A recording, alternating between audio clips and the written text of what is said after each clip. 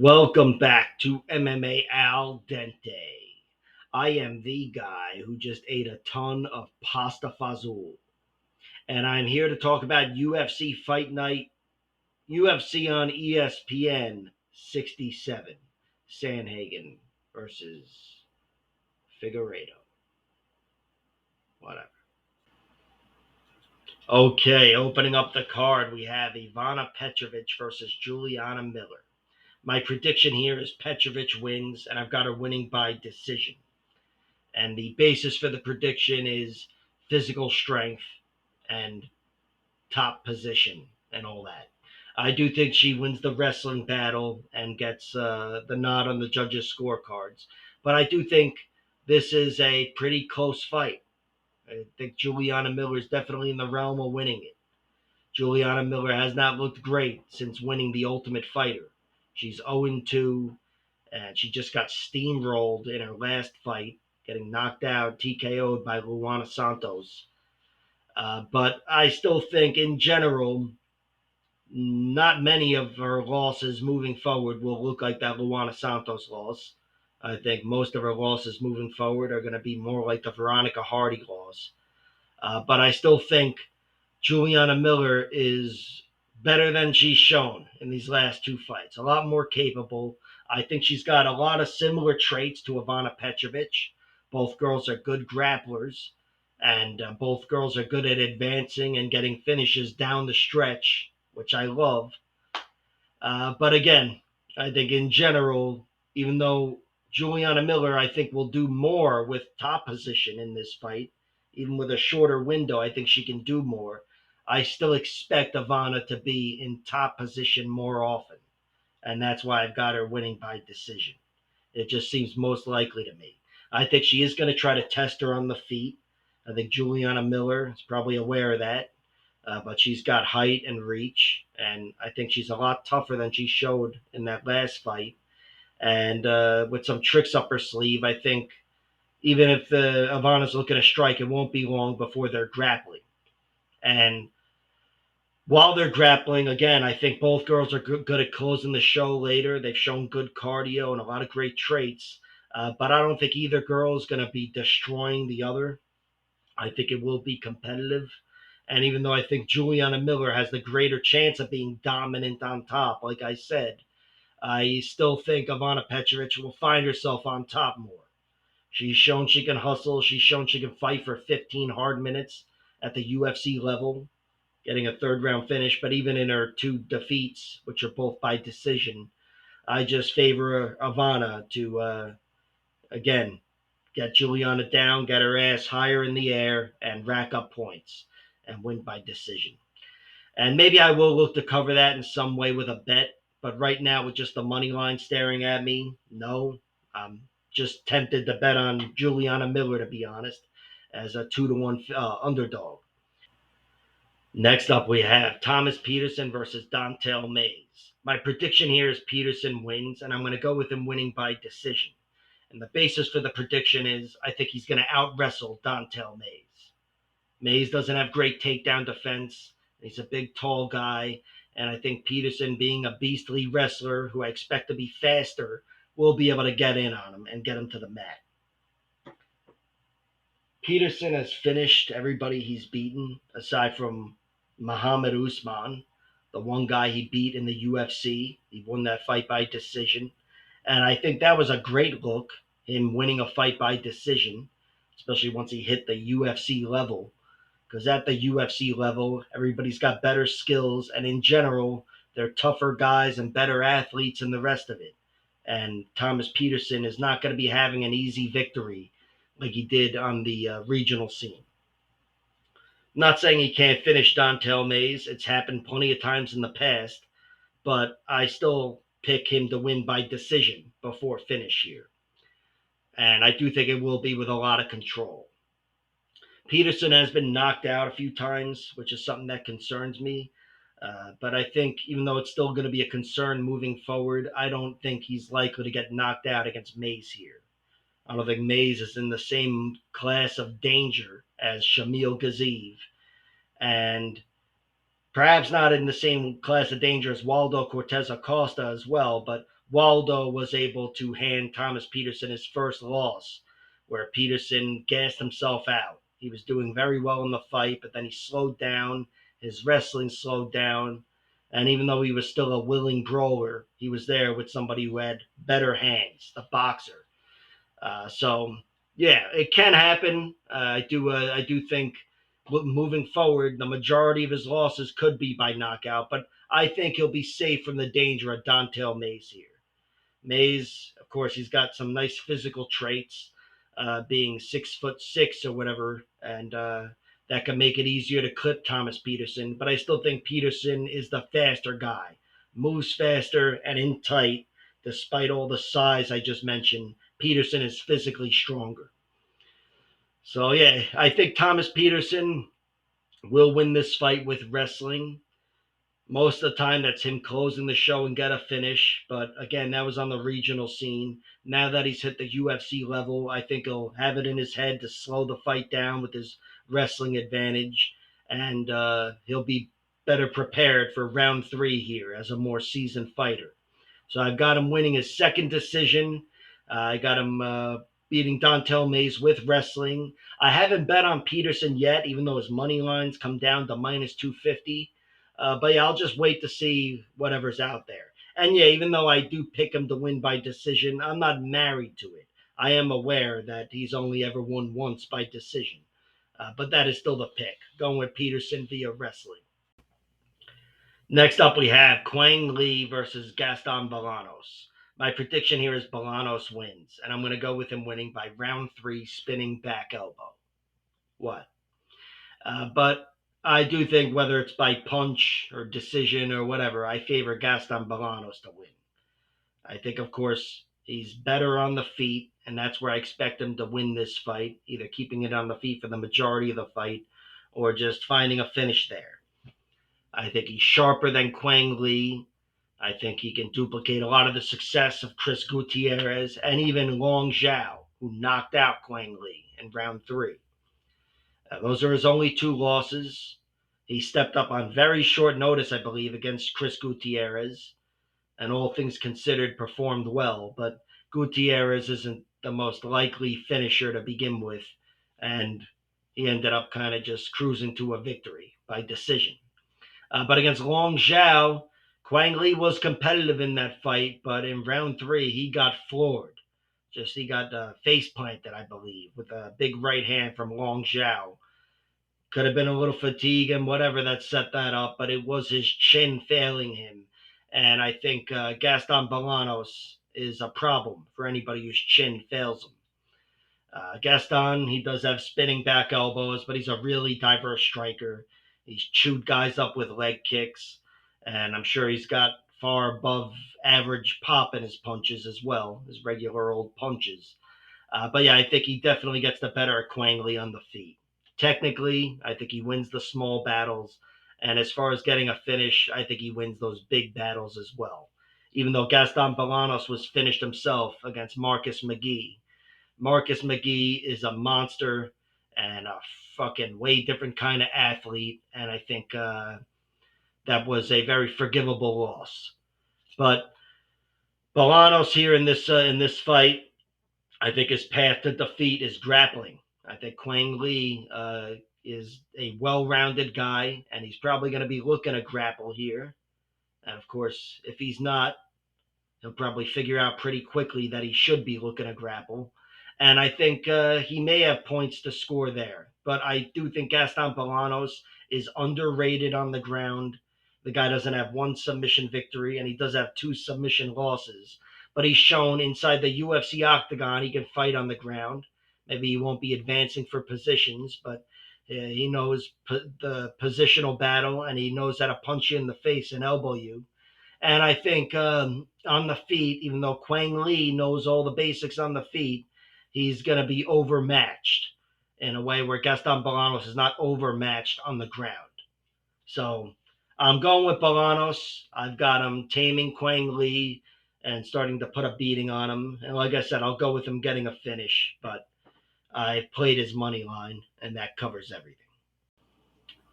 Next up, we have Jillian Robertson versus Marina Rodriguez. My prediction here is Robertson wins, and I'm going to go with her winning by decision.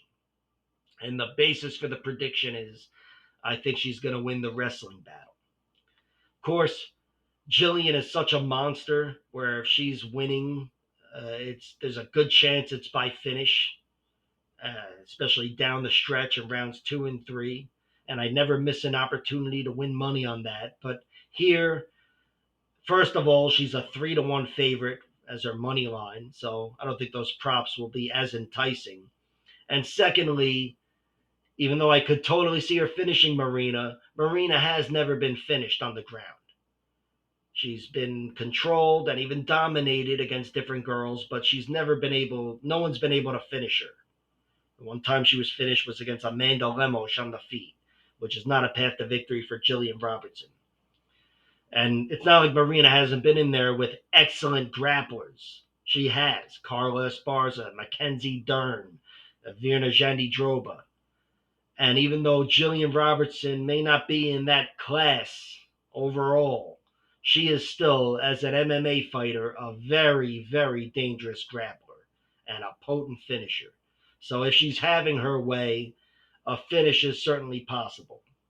But if it goes the distance, like I predicted, I do envision at least one 10-8 round for Jillian Robertson, if not 10-7. I think she will be advancing and dominating and threatening and bringing some near finishes to win that decision. Now let me give you the other side of the coin, horse shit. Jillian Robertson is dominant on top. On the feet, I expect Marina Rodriguez to be just as dominant. Just as dominant, to have just as big of an advantage. I think she wins the small moments on the feet, chews Jillian up, and of course, I think she's got a much greater chance of getting a finish. Marina Rodriguez may not have the hardest punch for punch, but she does throw 1,000 punches, which increases her danger. And she's been able to put away some really good fighters. And some of them, she even just clipped them. Like Amanda Hebosh. But she's still been able to put away enough fighters where I may not respect her power, but I do respect her danger. And I think if she's able to keep this fight on the feet, she runs away with it, whether it's by dominant decision or knockout. Having said that, it all comes down to the wrestling. And I do think Jillian wins the wrestling battle. I think Jillian is a really technical wrestler. And once she gets on top, she's an even more technical grappler. Really fucking strong. I call her the female Jeremy Horn. I don't know why, but yeah, she's technical, she's strong, and she doesn't make a lot of mistakes at all. So I'm going with Jillian. Taking her to win. Really couldn't tell you if it would be decision or finish because she's so strong on top, but I already went with decision, so fuck it, that is the pick. The money line covers everything, and I'll wait to see because I still haven't bet on it. Next up, we have Azamat Bekoev versus Ryan Loder. My prediction here is Loder wins, and I've got him winning by decision. And the basis for the prediction is he's a 3-1 underdog, I guess. Yeah, it's really not my most confident prediction. It's not based on facts or science, but it's based on the upside of Ryan Loder. Ryan Loder's a big, strong wrestler. He's shown to have some solid traits as a fighter, even though he's still largely unproven.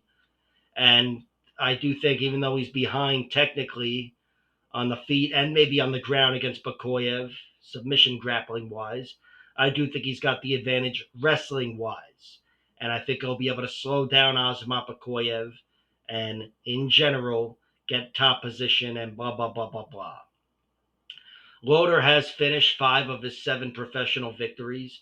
Got a nice TKO over Robert Valentin in his last fight to win the Ultimate Fighter. But he's also won twice by decision, including his fight right before that. And he's proven to be a viable grinder on the Ultimate Fighter level anyway, almost UFC level. But yeah, being the Ultimate Fighter champion, being 33 years old and training with a great team and Team Alpha Male, I think this guy could be a problem for just about anybody, and I'm picking him to be a problem for Azamat Bekoev. Azamat Bekoev steamrolled Zachary Reese, knocked him unconscious in a few minutes in his UFC debut. I thought that was really impressive, and I think that was on short notice. He's definitely a well-rounded guy. Half his victories by submission, half his victories by TKO, as far as his finish victories goes. But he's also won by decision as well.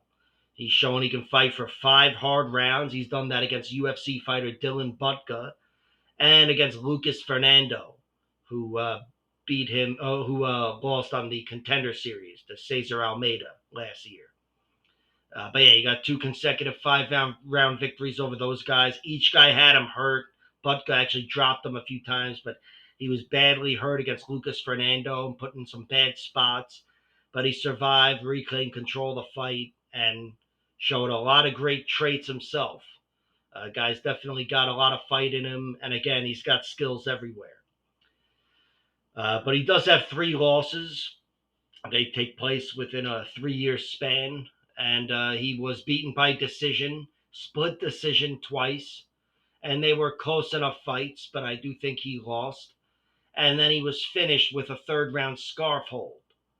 He was cruising to a victory, and then he got hit with a big knee and never really recovered and just got teed off on and chased around and ended up getting pinned and strangled or scarf hold, choked, whatever it is. But yeah, that was a winnable fight over a good fighter, but that's the only time he's been finished. And that's a thing. He's been submitted once, but I've seen him knocked down or hurt on multiple occasions. And that's something I'll be looking to with him moving forward, but not in this matchup. I don't think Ryan Loder is the most likely guy to cash in on any chin problems that Azamat Bekoev has. Ryan Loder can strike, but it's all a means to an end. He's looking to make this a physical wrestling match. Bekoev has dealt with that before with a very high success rate, but I still think there's a lot of upside with this Ryan Loder guy, and quite blindly, I'm picking him to win. So Ryan Loder by decision is the pick. I think he'll use his skills to slow this fight down.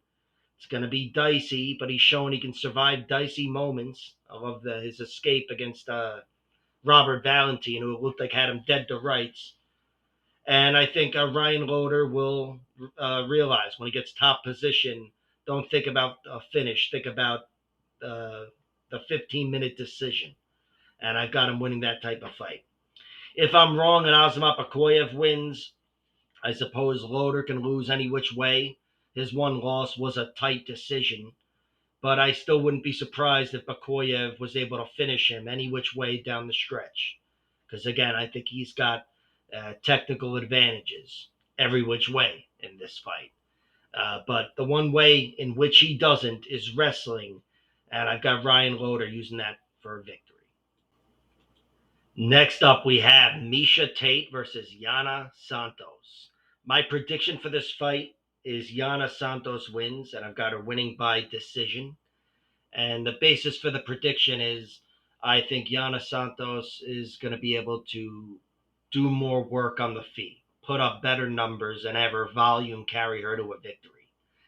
Miesha can be a problem for anybody if she gets on top, and I do think she can take down Yana here. But I think Yana, in general, will be able to stifle the wrestling of Miesha Tate, and maybe that leads to a lot of clinch fighting against a cage. But I still think Yana will be able to handle herself well in those spots, and on the outside, just have a little more going on than Miesha Tate. I think she's just going to be a little sharper and a little more active. And Miesha, she's a former champion. She can handle herself everywhere. And she's definitely in this fight, even if she doesn't get takedowns, even if it's a pure kickboxing bout. But she is the older girl, and her 2 victories since coming back to the UFC both entailed a lot of grappling. She was able to have her way with those girls.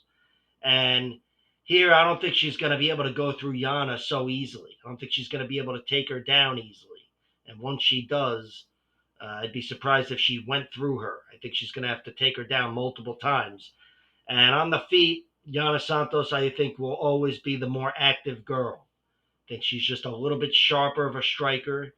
And again, a little bit closer to her athletic prime. So I really don't have a strong lean here, but I am leaning towards Yana Santos. I haven't bet on her, of course, because I think her primary path to victory is a decision. But yeah, I'll wait for the props, and even then, I might not play anything. This might be one of those split or majority decision type of bets where I go reaching for horse shit. But yeah, I do consider this a toss up, just like the odds makers and the betting public. It's tough to make where either one of these girls is at. But yeah, gun to my head, I'm leaning towards Yana Santos. Now put away the gun. Next up, we have Mason Jones versus Jeremy Stevens as they both return to the UFC. My prediction here is Jones wins. I think Jones is going to be too much for him. I'm taking him winning by decision, even though Jeremy Stevens has the crowd of Iowa backing him up here. But I still think Jones is just going to be a step ahead.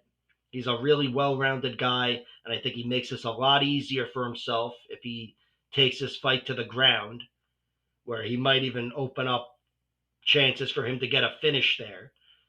Not that Jeremy Stevens is weak on the ground, but it's certainly not his strength. And I do think on the feet, even though Jeremy Stevens is still as dangerous as ever, Mason Jones is very tough. Very tough. Guy's got a solid chin. He's got heart and grit. He's shown he can fight 15 minutes in victory or defeat. And even though he hasn't shown it as much as Jeremy Stevens, it's only because he's young and he's just entering his prime right now. Or maybe smack dab in the middle of it. Whereas Jeremy Stevens is about to turn 39 years old in another few weeks. So yeah, these guys are in different phases of their careers. And even before leaving the UFC, of course, Jeremy Stevens only left the UFC because he was on a big losing streak. He doesn't have a lot of momentum. He's only got one split decision victory in his MMA career in the last however many years, 8 years or something, 7 years. And the victory before that is him smashing Josh Emmett's face in, which is a reminder of how good Jeremy Stevens was in his prime. As Josh Emmett is still a main event UFC fighter and a top featherweight. But again, despite all that, and despite how good the guys that beat him were, because it's not like he was losing to bums, he lost to some incredible fighters, but he did go on a losing streak. He did go lose in the PFL as well. Clay Collard and Natan Schultz were able to beat him in the PFL. And even though he won once in the PFL and he's gotten some nice boxing victories, bare knuckle or otherwise, or, he had a good fight with Jose Aldo anyway. But even though he's had some mixed results, in general, he's in the twilight of his career and he's going back in there into an MMA fight with a young lion who's already proven himself in the UFC. Mason Jones, he was in the UFC 5 years ago or whatever. He didn't have the prettiest record, but he showed to be a game fighter in victory and defeat. His one win was over David Onama, who just got a nice victory over Giga Chikadze 2 days ago. And his two losses were to Ludovic Klein and Mike Davis. And that Mike Davis fight was a lot of fun, and that really showcased his toughness. So did the Ludovic Klein fight. But yeah, Mason Jones is definitely tough, seems to have a lot of traits, but toughness is first and foremost going up against Jeremy Stevens. Because I don't want to say Jeremy Stevens can't win any other way, especially with the crowd. He can win a decision in a close fight, but his primary path to victory here is a knockout, is being the first guy to take Jones out. Because I think with the small moments, technically he's behind against Mason Jones here. I think Mason Jones can handle himself on the feet, and if he mixes it up, he will make this fight a lot easier for him. But I think he should win the fight anywhere, no matter how it goes. So Jones is the pick. Even though Jeremy Stevens has been beaten and finished a bunch, I'll take Mason Jones to win by decision by controlling him and landing some good shots. And I have not bet on Mason Jones. He's way too big of a favorite. I feel like I'm obligated to bet on Jeremy Stevens at these long odds. He's a 5-1 underdog, which is fucking crazy. But I haven't done that yet. So right now, I'm just going to sit back and wait. But the prediction, no doubt, is Mason Jones wins. Next up, we have Cameron Smotherman versus Circuit City. My prediction for this fight is Smotherman wins, and I'm going to go with him winning by decision. And the basis for the prediction is, I guess, the Jake Hadley fight. I think Jake's the best guy either guy has beaten, and perhaps the best guy either guy has fought. And Cameron Smotherman, I think, took that fight on very short notice, and I thought he looked great against Jake Hadley, winning a decision. So on that alone, I'll favor Smotherman, but I do have doubts in the guy. He's had two knockout losses, first of all. Charalampos Gregorio and this guy Carlos Jimenez both caught him cold within a minute. The other guy got him in like 13 seconds. But yeah, he's been knocked out twice. He's also been hurt in other fights and whatever. But yeah, two knockout losses. And some of his decision victories are tight decisions over what should be lesser fighters. Split decisions he's had in Fury FC. This one was a little bullshit. I thought he definitely won the fight. But another one, I feel like it could have gone the other way. This guy, Casey Jones, who might have been high on cocaine. I don't know. But either way, I think those are lessons that needed to be learned. And I think he's definitely still growing as a fighter. Both guys are young fighters. And with the way Cameron Smotherman has looked lately, especially with that win over Jake Hadley, I have to favor him here. City's dangerous, but I don't know if he's got that power like the guys that have knocked out Cameron Smotherman. You know, he's definitely got a really nice, diverse striking attack, but punch for punch, I don't know if he's got the same pop to go through the chin. He would need to land a front kick or a knee or something maybe. And on the feet, even though Circuit City has shown he can fight hard for 15 minutes against Ramon Tavares and Garrett Armfield. Those are both razor thin fights, both of them fucking robberies, by the way, in my opinion. Thought he won against Tavares and lost against Armfield. But he's still shown he can fight hard for 15 minutes at the UFC level. And he's shown just about every trait in the book in doing so. So I think there's a lot of great traits for Circuit City here. And I think he's not going to make it easy on Smotherman. But again, I think he's not likely to cash in on the chin of Smotherman if there is a chin issue there. And on the feet, even though he can go hard for 15 minutes, I think Smotherman can handle himself very well on the feet. I think he's got that extra bit of pop in his punches. And he's shown he can be a 15-minute fighter as well. He's got that big win over Jake Hadley, but he also got a nice third-round flying knee comeback over Mando Gutierrez, who's still kind of hovering around the UFC. I think he's in the PFL now. But, yeah, that guy's a really good fighter, and he was doing well with Smotherman, but Smotherman took over in round 3, probably would have secured a draw at the very least, but instead he closed the show and got him out of there, knocked him out. Since then, he had one of those tight decisions over this guy, Ryan Hughes. But then he also got a third-round Darce choke over Ryan Mandala, who's this tough Hawaiian journeyman. Not a great fighter by any means, but still good for Smotherman to get a third-round finish. And for him to get his only submission over a guy like that, who's tough to knock out. So, yeah, he's definitely shown he's growing as a fighter. And I think this is a very fair matchup. Just having tracked their progress, I wouldn't be surprised if it's a tight decision, but I'm going with Cameron Smotherman. I think he's going to be hitting a little harder, and I think his chin is going to be safe, so I give him a slight edge here. But it's definitely not my most confident pick. I think this one could go either way, and again, I have maybe a few more doubts in Cameron Smotherman. Next up, we have Montel Jackson versus Daniel Marcos. My prediction here is Montel Jackson wins, and I'm going to take him winning by decision. And the basis for the prediction is I think he's a really well-rounded guy. I think he's going to be able to handle himself on the feet against Marcos. And I think if he gets on top of Marcos, he's going to give him trouble that he hasn't dealt with yet. So I'm going with Jackson here. Jackson, he's really good everywhere. I mean, he's not the most dominant submission artist, but even his one sub is very nice over Brian Kelleher.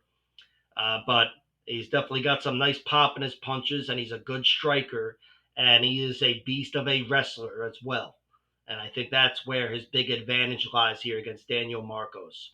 Marcos is strong. I don't think he's going to be easy to bulldoze, but I do think he is still a limited fighter. I mean, not totally limited. We've seen him on the ground with Adrian Yanez, and he can make shit happen, but he's definitely still a Muay Thai fighter first and foremost.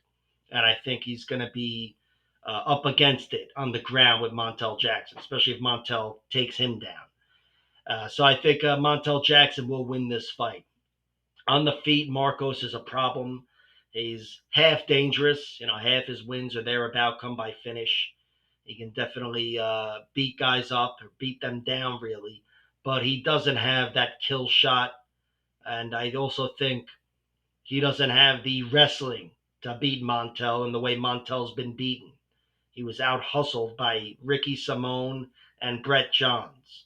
I'm not saying there isn't another way to beat him, but there's no obvious cracks. It's not like Jackson's been knocked down a bunch of times or whatever, or had his legs chopped down. Montel Jackson, he's been neutralized by guys who could outlast him and out wrestle him, and they were still close. And I don't think Daniel Marcos has that in him. He can find another way to beat Montel, but I think Montel can find a whole new way, the first way, to beat Daniel Marcos a lot sooner. So, yeah, Montel Jackson is the pick. I've got him using his wrestling, and it'd be nice for him to use his wrestling and jiu-jitsu and make this a totally different type of fight. But I think Montel will be winning with his wrestling on the scorecards. I think he's going to take Daniel Marcos down. Maybe he'll be able to overwhelm him, but if not, he'll control him and neutralize him. And on the feet, even though Daniel Marcos is a problem, Montel Jackson's a problem too. And I think with his height and reach, he'll be able to keep himself safe. And he also moves really well. And I don't think he's going to be falling into traps. So Jackson by decision is the pick. And Jackson is the bet.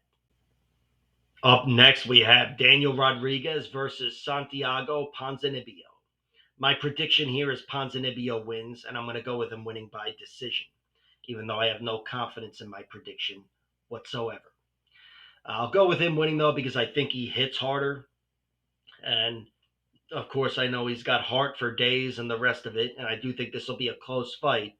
But, yeah, slight edge to Ponzinnibio for me. Having said that, the odds are razor thin. It's a complete toss-up. And in that spot, if you feel comfortable or confident one way or the other, you bet on it. And I have not bet on this. Maybe I'll go reaching for some horseshit props. And I will. But yeah, nothing strongly here. I'm not betting on Ponzinnibio. I think he should win, but it's a very close fight. Both guys are 38, almost 39 years old. So there's a lot of doubt on that front. And both guys have had mixed results as of late, to say the least. Ponzinnibio's actually only got 2 victories in the last 5 years or whatever, and they're both comebacks. Third round Hail Mary TKOs against Alex Morono and Carlston Harris in his last fight, which was fucking awesome. But that does showcase his power. And on the flip side, I'm aware that most of the losses Ponzinnibio has suffered in the last 5 years, or even more, even longer, those losses have been mostly tight decisions. And against great fighters, too, like Jeff Neal, Michel Pereira, and Muslim Salikov, who Ponzinnibio definitely beat, even though I think I picked against him.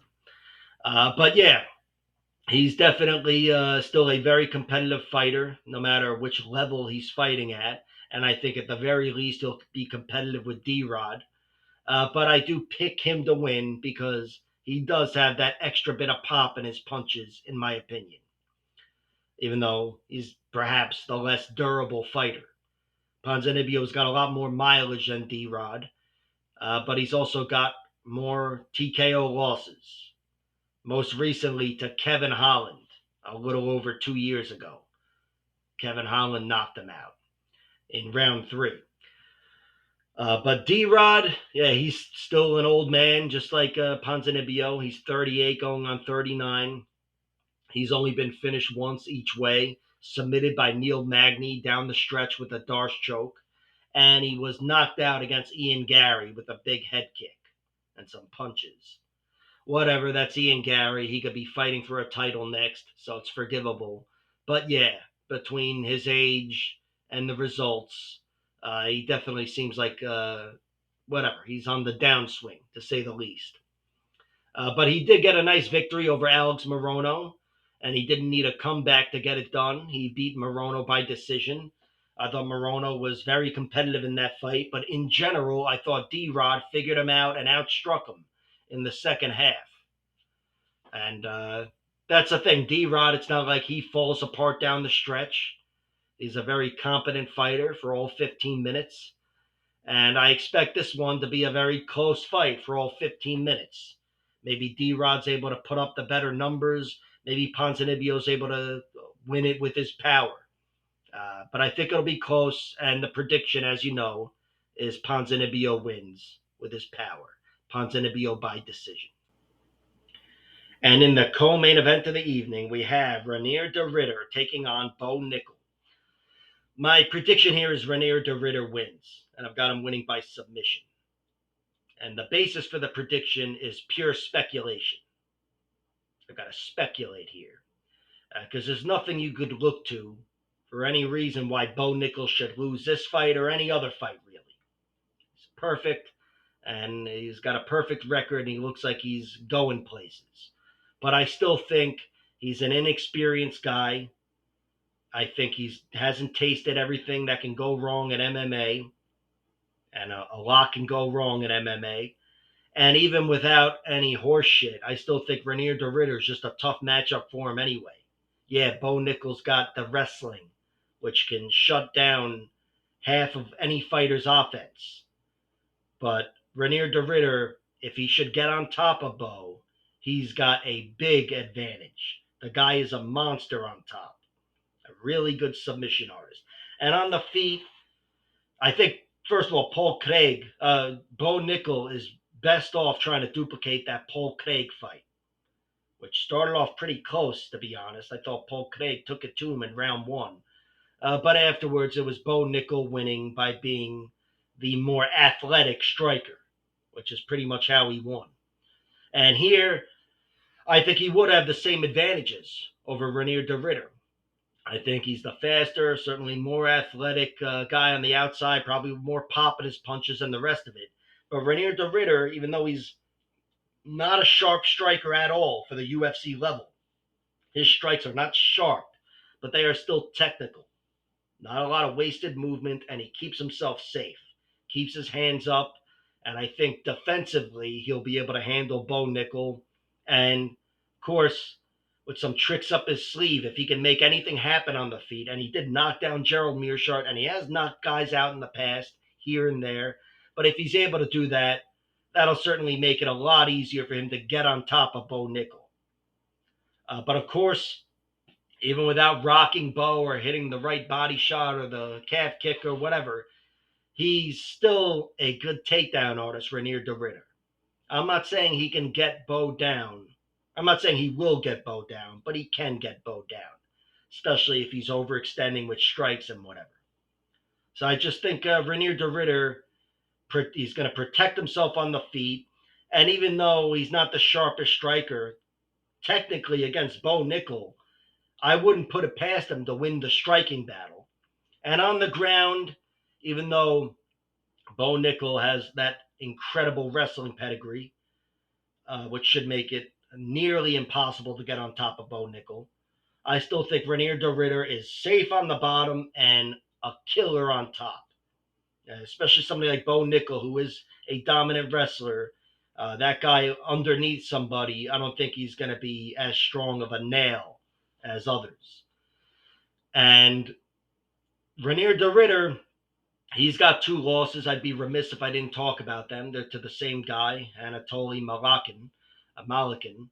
And the guy's a little fucking tank, and he beat the shit out of Renier de Ritter. He just went right through his guard standing and took him out early in the first fight. And in the second fight, he kind of beat him to exhaustion.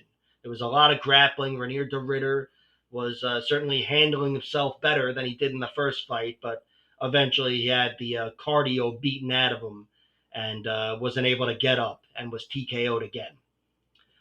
Neither one was the greatest look, to be honest, but that guy is a fucking tank.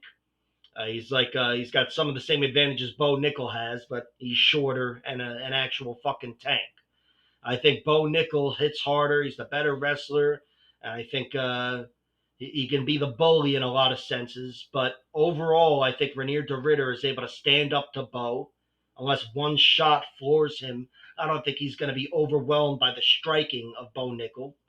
And again, on the ground, he's going to need maybe a miracle, if not a really, really well-timed takedown. But I think if he gets on top of Bo, he's a big problem, a big, big problem. So I'm going with Renier de Ritter.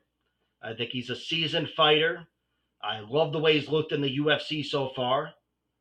Beating Mearshart and Kevin Holland is phenomenal, and he went through Kevin Holland. But yeah, I know this is a different story with the wrestling of Bo Nickal, but I'm going with Renier de Ritter, and I've already bet on him. And in the main event of the evening, we have Deiveson Figueiredo versus Corey Sandhagen.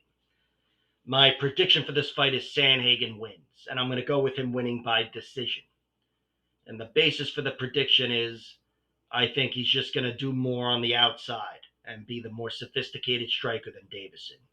Deiveson hits hard. He moved up the bantamweight, so he's still light on his feet for a 135er.